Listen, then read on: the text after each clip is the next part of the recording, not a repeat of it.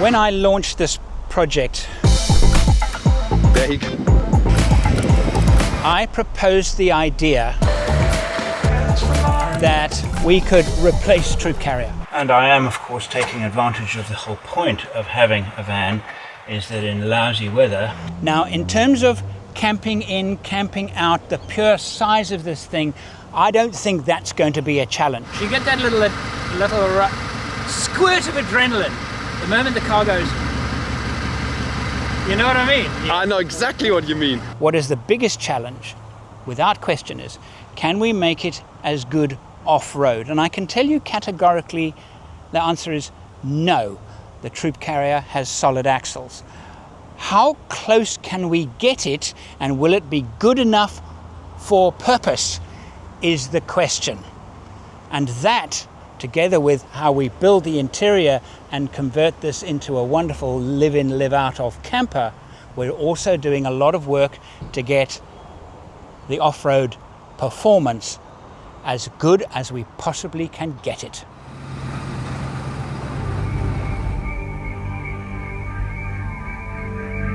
One of the most challenging goals with this HiAce is to actually make it look good. And what I mean by good is, well, it's got to look fit for purpose.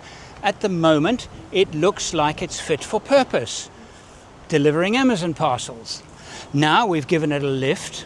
Okay, it's made it more interesting, and we've put on some off-road tires, a little bit more interesting, but we're not there yet, not by a long chalk.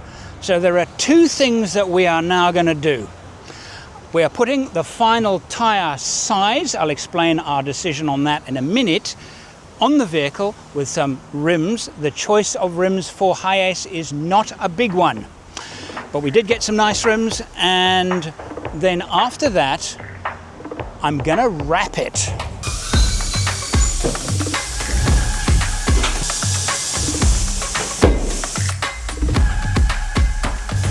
While fitting the rims and tires, I have to declare that a mystery has been committed.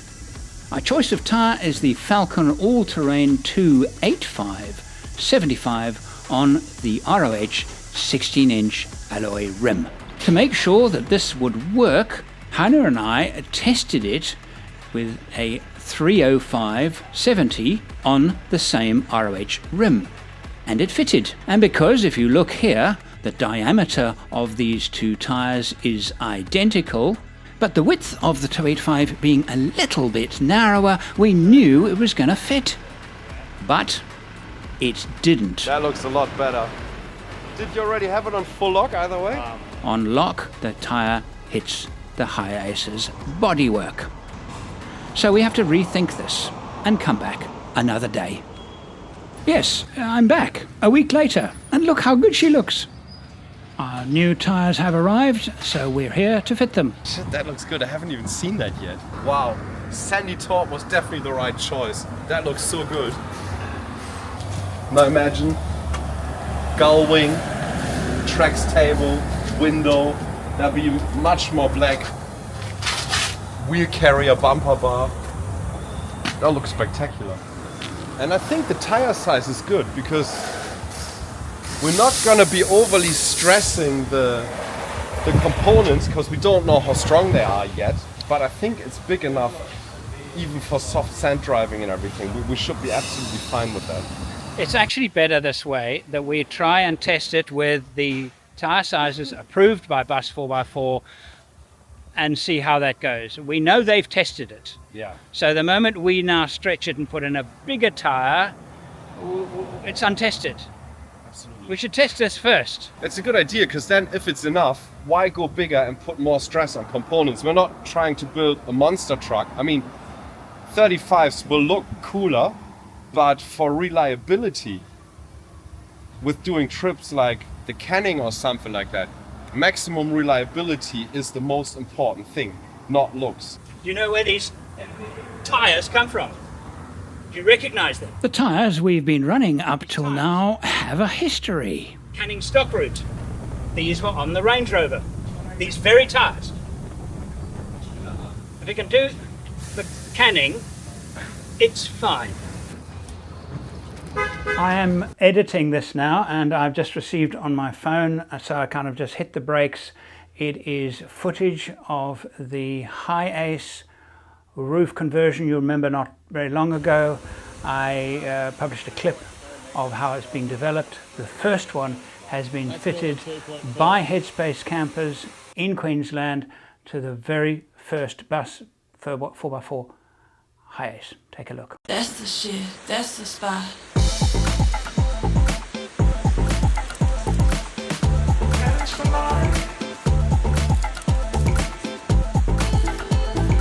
Wow.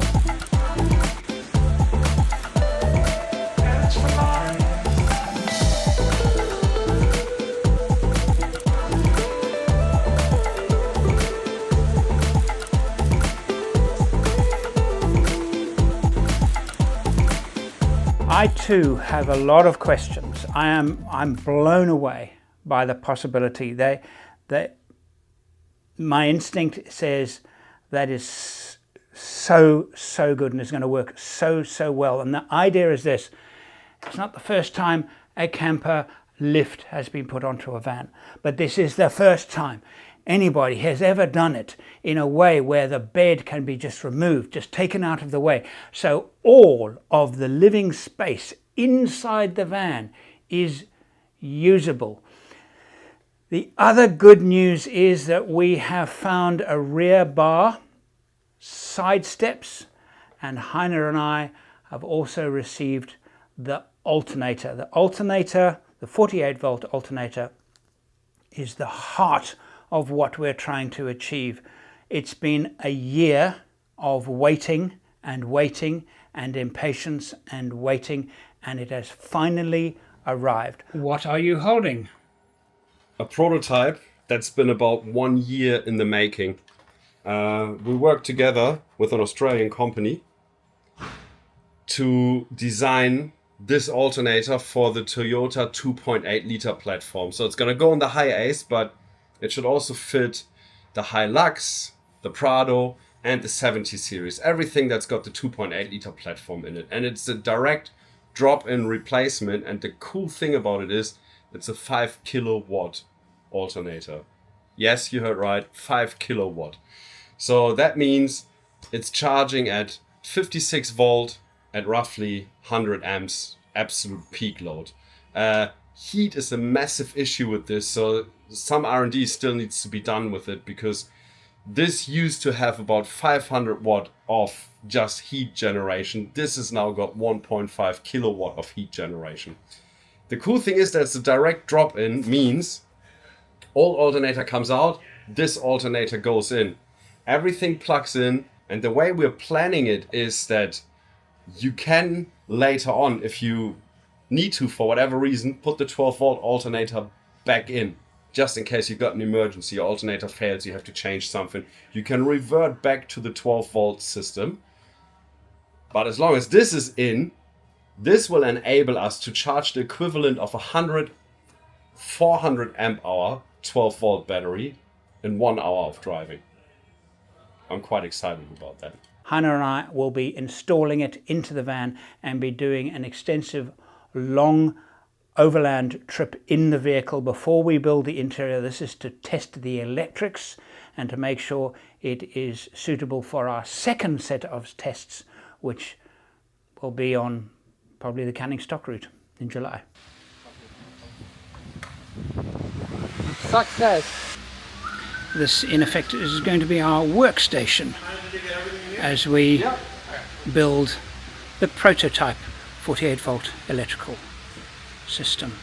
And no doubt some of you will be saying, yes, but there's lots of 48 volt equipment available on the shelf at the moment. Yes, you're not wrong. But there are no systems, all individual products, and most don't work with each other. And our goal is to create a system, all the components working seamlessly together.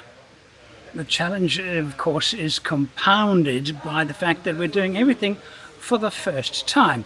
And I'll give you a little example of that. I mean, I'm now drawing up lines for the installation of the Max Tracks table, and you would think that with a vehicle like this, you have plenty plenty of room to work with. But that is not the case. Tolerances are quite tight here because of the curves and bends in the bodywork. It's not a simple matter of just bolting it on. And also planning to put a kitchen prep table on the sliding door. Again, there's not a lot of room to spare. So the HiAce will stay here for the next approximately 3 weeks as we will work out how the sound insulation is going to work. It's interesting what Toyota has done in here. We can improve the sound insulation quite a bit. The installation of the 48 volt alternator and the 48 volt battery